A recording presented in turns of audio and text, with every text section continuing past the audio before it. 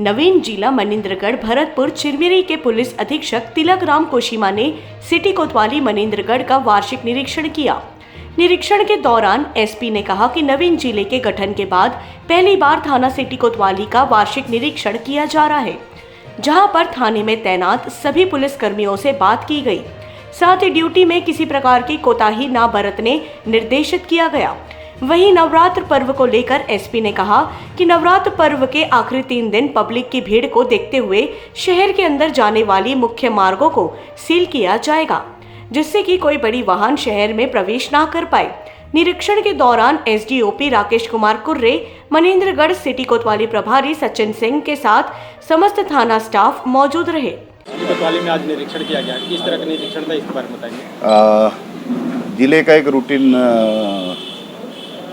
Rotation बना रहता है, जिसके तहत अलग अलग थानों का मंथ फिक्स रहता है। तो ये जो महीना है अक्टूबर का, इसमें मनिंद्रगढ़ कोतवाली का इंस्पेक्शन करना था।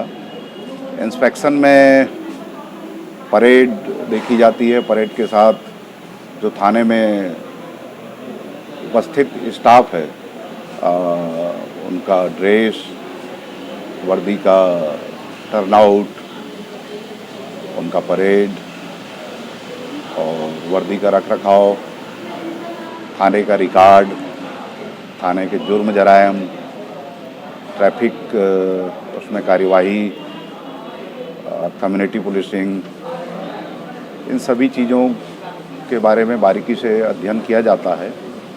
और कोई कमियां हैं तो उन कमियों में सुधार के लिए निर्देशित किए जाते हैं।